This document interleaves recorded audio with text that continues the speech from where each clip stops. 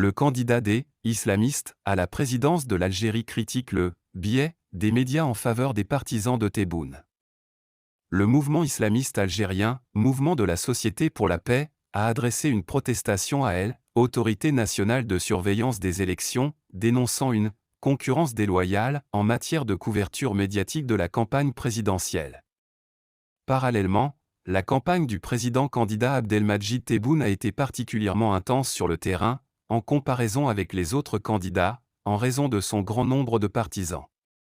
Le MSP, également connu sous le nom de Hamza, a publié samedi sur ses comptes de médias sociaux un message de protestation rédigé par Ahmed Sadouk, directeur de la campagne de son candidat et président Abdelali Hassani.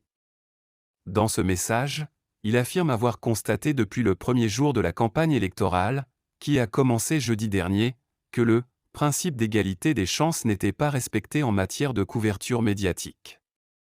Il indique que certaines chaînes de télévision privées, ainsi que des chaînes publiques, ont couvert les activités de partis n'ayant présenté aucun candidat à l'élection présidentielle, prévue pour le 7 du mois prochain, et soutenant le candidat Abdelmadjid Tebboune. Selon le directeur de campagne de Hassani, la couverture médiatique en faveur des partis soutenant Tebboune envoie un message négatif au peuple algérien.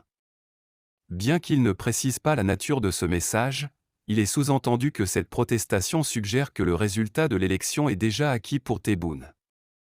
Sadouk se demande dans sa lettre comment les activités de plusieurs partis, qui n'ont pas droit à une couverture médiatique dans le cadre de la campagne électorale, peuvent-elles être couvertes, alors que la couverture devrait être accordée sur la base d'une autorisation préalable du candidat concerné, et de manière équitable entre les trois candidats. Il évoque également une violation du code d'éthique signé par les représentants des médias avec l'autorité de régulation de l'audiovisuel, sous l'égide du ministre de la Communication, qui stipule en substance une distance égale entre les trois candidats, et affirme avoir demandé au président de l'autorité de surveillance des élections, Mohamed Charfi, d'intervenir pour mettre fin à cette situation. Elle, autorité des élections, a demandé aux chaînes de télévision privées et publiques, plus de 20 au total, de garantir l'équité et l'égalité en termes de temps de parole pour les candidats pendant la campagne. Il n'a pas été mentionné que les partisans des candidats ont une part dans la couverture médiatique. Il convient de noter que la mission de l'autorité des élections est définie par la loi électorale et consiste à veiller au bon déroulement des élections, à assurer la transparence du processus politique et à exercer une surveillance de manière impartiale et indépendante. Des milliers de fonctionnaires suivent chaque détail du processus politique, et en cas de violation, des avertissements sont adressés aux responsables. Sur le terrain, les déclarations des dirigeants des partis soutenant Tebboune ont suscité l'inquiétude du candidat islamiste et des militants de sa campagne. Dès le premier jour de la campagne, Abdelkader Bengrina, président du Mouvement de la Construction nationale, a annoncé que Tebboune gagnera avec un taux compris entre 80 et 90% des voix, appelant Hassani et Youssefou Chiche, candidats du Front des forces socialistes, opposition, à se battre pour les deuxième et troisième places. Cette déclaration a reçu une large couverture médiatique et sur les réseaux sociaux, ce qui a porté atteinte à la crédibilité du scrutin, selon les contestataires de cette déclaration, sachant que Bengrina était auparavant dirigeant du Mouvement de la Société pour la Paix et ministre de ce parti avant de le quitter il y a plus de 10 ans à cause d'un différend avec son ancien leader Abou Djerra Soltani. Tebboune est également soutenu par les partis Front de Libération Nationale, Rassemblement National Démocratique et Front de l'Avenir, qui ont une majorité au Parlement et dans les conseils locaux. Il bénéficie également du soutien d'autres petits partis comme Voix du Peuple, Rassemblement Espoir pour l'Algérie et Aube Nouvelle.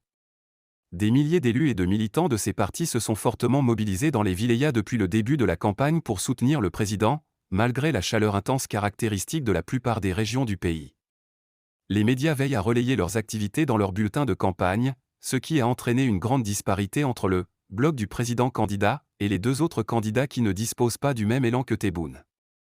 Iman Khalif triomphe en dehors des Jeux Olympiques, une animatrice de chaîne célèbre licenciée après avoir offensé la boxeuse algérienne. Il semble que l'affaire de la boxeuse algérienne Iman Khalif continue, après sa performance impressionnante qui l'a couronnée de la médaille d'or dans la catégorie des 66 kg lors des Jeux Olympiques de Paris 2024. Iman Khalif a subi une vague de critiques internationales impliquant des personnalités de renom telles qu'Elon Musk Rowling, suite à son exclusion du championnat du monde de boxe l'année dernière pour échec au test de nationalité, bien que son père ait prouvé son identité féminine avec un acte de naissance et que le Comité international olympique ait défendu son droit à participer aux Jeux olympiques, compte tenu de ses nombreuses participations à des compétitions féminines.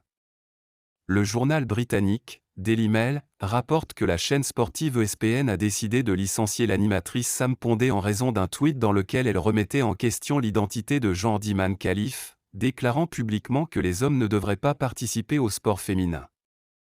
La direction de la chaîne a mis fin au contrat de l'animatrice Sam Pondé, qui devait durer 3 ans pour un montant de 3 millions de dollars, bien qu'elle recevra son salaire complet.